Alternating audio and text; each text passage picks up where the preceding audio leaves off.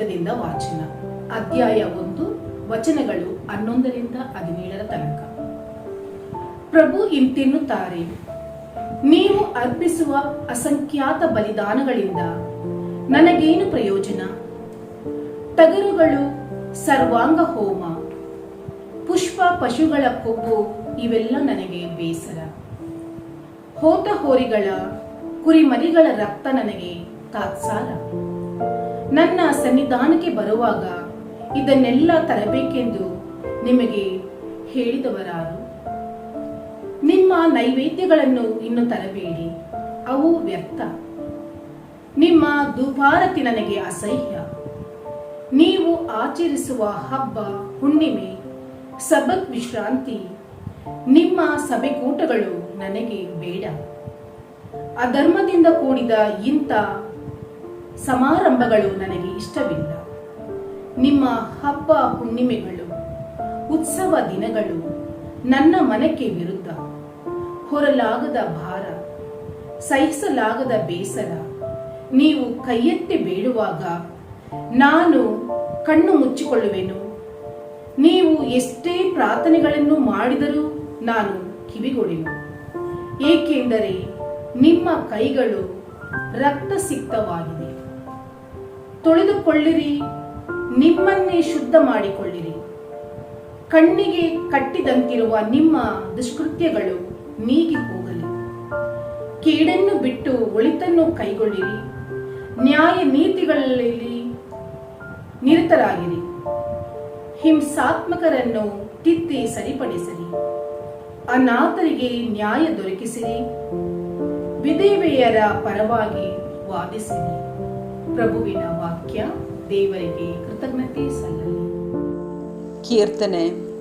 ಶ್ಲೋಕ. ಸನ್ಮಾರ್ಗ ಹಿಡಿದವನಿಗೆ ತೋರುವೆ ಪರಮ ಜೀವೋದ್ಧಾರವನು. ನಿನ್ನ ಬಲಿಯರ್ಪಣೆಯನ್ನು ನಾ ತಪ್ಪಣಿಸುತ್ತಿಲ್ಲ. ನನ್ನ ಮುಂದಿವೆ ಸತತ ನಿನ್ನ ದಹನ ಬಳಿಗಳೆಲ್ಲ. ನಾ ಕೋರುವುದು ನಿನ್ನ ಮನೆಯ ಹೋರಿಗಳನ್ನಲ್ಲ, ನಾ ಬಯಸುವುದು ನಿನ್ನ ಮಂದೆಯ ಹೋತಗಳನ್ನೆಲ್ಲ. ಶ್ಲೋಕ. ಸನ್ಮಾರ್ಗ ಹಿಡಿದವನಿಗೆ ತೋರುವೆ ಪರಮ ಜೀವೋದ್ಧಾರವನು. ನನ್ನ ವಿಧಿಗಳ ಪಠಿಸುವ ಹಕ್ಕು ನಿಮಗೆಂತು? ನನ್ನ ನಿಬಂಧನೆಗಳ ನೀವು ಜಪಿಸುವುದೆಂತು? ನನ್ನ ಮಾತುಗಳನ್ನು ನೀವು ತಾತ್ಸಾರ ಮಾಡುತ್ತೀರಿ. ನನ್ನ ತಿದ್ದುಪಾಟುಗಳನ್ನು ನೀವು ಧಿಕ್ಕರಿಸುತ್ತೀರಿ. ಶ್ಲೋಕ. ಸನ್ಮಾರ್ಗ ಹಿಡಿದವನಿಗೆ ತೋರುವೆ ಪರಮ ಜೀವೋದ್ಧಾರವನು. ನೀವಿದನ್ನೆಲ್ಲ ಮಾಡಿದರೂ ನಾವು ಮೌನಿ ಎನ್ನುವಿರಾ? ನಾ ಕೂಡ ನಿಮ್ಮಂಥವನು ಎಂದುಕೊಂಡೀರಾ? ಧನ್ಯವಾದದ ಬಲಿ ಅರ್ಪಿಸುವವನೇ ನನಗೆ ಸನ್ಮಾನಿತನು. ಸನ್ಮಾರ್ಗ ಹಿಡಿದವನಿಗೆ ತೋರುವೆ ಪರಮ ಜೀವೋದ್ಧಾರವನು. ಶ್ಲೋಕ. ಸನ್ಮಾರ್ಗ ಹಿಡಿದವನಿಗೆ ತೋರುವೆ ಪರಮ ಜೀವೋದ್ಧಾರವನು. ಘೋಷಣೆ. Alleluia, alleluia. ನೀಡೆನಗೆ ನಿನ್ನ ಶಾಸ್ತ್ರದ ಅರಿವನು. ಪೂರ್ಣ ಮನದಿಂದ ಆಚರಿಸುವೆನದನು. ಅಲ್ಲೇಲೂಯ. ಮತ್ತಾಯನು ಬರೆದ ಪವಿತ್ರ ಶುಭ ಸಂದೇಶದಿಂದ ವಾಚನ.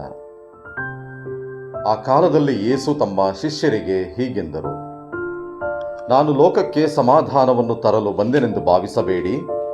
ಸಮಾಧಾನವನ್ನಲ್ಲ, ಛೇದಿಸುವ ಖಡ್ಗವನ್ನು ತರಲು ಬಂದೆನು. ತಂದೆಗೆ ವಿರುದ್ಧ ಮಗನಿಗೂ, ತಾಯಿಗೆ ವಿರುದ್ಧ ಮಗಳಿಗೂ, ಅತ್ತೆಗೆ ವಿರುದ್ಧ ಸೊಸೆಗೂ ಭೇದ ಹುಟ್ಟಿಸಲು ಬಂದೆನು. ಒಡಹುಟ್ಟಿದವರೇ ಒಬ್ಬನ ಕಡು ವೈರಿಗಳಾಗುವರು. ನನ್ನನ್ನು ಪ್ರೀತಿಸುವುದಕ್ಕಿಂತ ಹೆಚ್ಚಾಗಿ ತನ್ನ ತಂದೆಯನ್ನು ಅಥವಾ ತಾಯಿಯನ್ನು ಪ್ರೀತಿಸುವವನು ನನ್ನವನಾಗಲು ಯೋಗ್ಯನಲ್ಲ. ನನ್ನನ್ನು ಪ್ರೀತಿಸುವುದಕ್ಕಿಂತ ಹೆಚ್ಚಾಗಿ ತನ್ನ ಮಗನನ್ನು ಅಥವಾ ಮಗಳನ್ನು ಪ್ರೀತಿಸುವವನು ನನ್ನವನಾಗಲು ಯೋಗ್ಯನಲ್ಲ. ತನ್ನ ಶಿಲುಬೆಯನ್ನು ಹೊತ್ತು ನನ್ನನ್ನು ಹಿಂಬಾಲಿಸದವನು ನನ್ನವನಾಗಲು ಯೋಗ್ಯನಲ್ಲ. ತನ್ನ ಪ್ರಾಣವನ್ನು ಕಾಪಾಡಿಕೊಳ್ಳುವವನು ಅದನ್ನು ಕಳೆದುಕೊಳ್ಳುತ್ತಾನೆ. ನನಗೋಸ್ಕರವಾಗಿ ತನ್ನ ಪ್ರಾಣವನ್ನು ಕಳೆದುಕೊಳ್ಳುವವನು ಅದನ್ನು ಕಾಪಾಡಿಕೊಳ್ಳುತ್ತಾನೆ. ನಿಮ್ಮನ್ನು ಸ್ವಾಗತಿಸುವವನು ನನ್ನನ್ನು ಸ್ವಾಗತಿಸುತ್ತಾನೆ. ನನ್ನನ್ನು ಸ್ವಾಗತಿಸುವವನು ನನ್ನನ್ನು ಕಳುಹಿಸಿಕೊಟ್ಟಾತನನ್ನೇ ಸ್ವಾಗತಿಸುತ್ತಾನೆ. ಪ್ರವಾದಿಯನ್ನು ಪ್ರವಾದಿಯೆಂದು ಸ್ವಾಗತಿಸುವವನು ಪ್ರವಾದಿಗೆ ಸಿಗುವ ಪ್ರತಿಫಲವನ್ನು ಪಡೆಯುತ್ತಾನೆ. ಸತ್ಪುರುಷನನ್ನು ಸತ್ಪುರುಷನೆಂದು ಸ್ವಾಗತಿಸುವವನು ಸತ್ಪುರುಷನಿಗೆ ಸಿಗುವ ಪ್ರತಿಫಲವನ್ನು ಪಡೆಯುತ್ತಾನೆ. ಯಾರಾದರೂ ಈ ಚಿಕ್ಕವರಲ್ಲಿ ಒಬ್ಬನಿಗೆ ಅವನು ನನ್ನ ಶಿಷ್ಯನೆಂದು ಕುಡಿಯಲು ಒಂದು ಲೋಟ ತಣ್ಣೀರನ್ನು ಕೊಟ್ಟರೂ ಅದಕ್ಕೆ ತಕ್ಕ ಪ್ರತಿಫಲವನ್ನು ಪಡೆಯದೆ ಹೋಗನೆಂದು ನಿಮಗೆ ನಿಶ್ಚಯವಾಗಿ ಹೇಳುತ್ತೇನೆ. ಯೇಸು ತಮ್ಮ 12 ಮಂದಿ ಶಿಷ್ಯರಿಗೆ ಆದೇಶವನ್ನು ಕೊಟ್ಟಾದ ಮೇಲೆ ಅಲ್ಲಿಂದ ಹೊರಟು ಉಪದೇಶ ಮಾಡುವುದಕ್ಕೂ ಬೋಧಿಸುವುದಕ್ಕೂ ಹತ್ತಿರದ ಊರುಗಳಿಗೆ ಹೋದರು. ಪ್ರಭುವಿನ ಶುಭ ಸಂದೇಶ. ಕ್ರಿಸ್ತರೇ ನಿಮಗೆ ಸ್ತುತಿ ಸಲ್ಲಲಿ. ಪ್ರಿಯರೇ, ಜೀವನದಲ್ಲಿ ಒಂದು ಉದ್ದೇಶಕ್ಕಿಂತ ಉನ್ನತ ಉದ್ದೇಶ ಮತ್ತೊಂದಿರುತ್ತದೆ.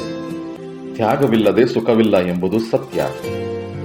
ಎಲ್ಲಾ ಸುಖ ಬೇಕು, ಆದರೆ ಯಾವುದನ್ನು ತ್ಯಾಗ ಮಾಡಲು ಸಿದ್ಧನಿಲ್ಲ ಎಂದರೆ ಅದು ಸಾಧ್ಯವಿಲ್ಲ. ಯೇಸುವಿನ ಅನುಯಾಯಿಯಾಗಲು ಅನೇಕ ಹಂತಗಳಿವೆ. ಒಬ್ಬ ಭಕ್ತನಾಗಬಹುದು, ಒಬ್ಬ ನಿಷ್ಠ ಅನುಯಾಯಿಯಾಗಬಹುದು, ಒಬ್ಬ ಶುಭ ಸಂದೇಶಕ ಬೋಧಕನಾಗಬಹುದು, ಅಥವಾ ಒಬ್ಬ ಪ್ರೇಷಿತನಾಗಬಹುದು. ಈ ಪ್ರತಿಯೊಂದಕ್ಕೂ ಒಂದೊಂದು ಹಂತದ ತ್ಯಾಗಕ್ಕೆ ನಾವು ಸಿದ್ಧರಾಗಿರಬೇಕು. ಶ್ರೀಮಂತ ಯುವಕನೊಬ್ಬ ನಾನು ಸ್ವರ್ಗ ಸಾಮ್ರಾಜ್ಯ ಪಡೆಯಬೇಕಾದರೆ ಏನು ಮಾಡಬೇಕು ಎಂದು ಕೇಳಿದಾಗ ಯೇಸು ವಿವಿಧ ಹಂತದ ಕಾರ್ಯಗಳನ್ನು ತಿಳಿಸುತ್ತಾರೆ. ಕೊನೆಯ ಹಂತದಲ್ಲಿ ಎಲ್ಲವನ್ನೂ ತ್ಯಜಿಸಿ ನನ್ನನ್ನು ಹಿಂಬಾಲಿಸು ಎನ್ನುತ್ತಾರೆ. ಇದು ಒಬ್ಬ ವ್ಯಕ್ತಿ ದೇವರ ಸಾಮ್ರಾಜ್ಯಕ್ಕಾಗಿ ಮಾಡಬಹುದಾದ ಅಂತಿಮ ತ್ಯಾಗ. ಪ್ರತಿಯೊಬ್ಬ ಕ್ರೈಸ್ತ ತಾನು ಯಾವ ಹಂತದಲ್ಲಿದ್ದೇನೆ, ಇತರರಿಗೆ ಕ್ರಿಸ್ತನ ಮೌಲ್ಯಗಳನ್ನು ಹೇಗೆ ಸಾರಬಹುದಾಗಿದೆ ಎಂದು ಯೋಚಿಸಬೇಕು. ಆಗ ಬದುಕು ಕ್ರಿಸ್ತಮಯವಾಗುತ್ತದೆ. ಪ್ರಭು ಕ್ರಿಸ್ತರು ನಮ್ಮನ್ನು ಆಶೀರ್ವದಿಸಿ ಅವರ ಮೌಲ್ಯಗಳನ್ನು ನಮ್ಮಲ್ಲಿ ರೂಢಿಸಿಕೊಳ್ಳಲು ನಮಗೆ ಸಹಾಯ ಮಾಡಲಿ. ಭಗವಂತನು ನಿಮ್ಮೆಲ್ಲರನ್ನು ಆಶೀರ್ವದಿಸಲಿ. ಆಮೆನ್.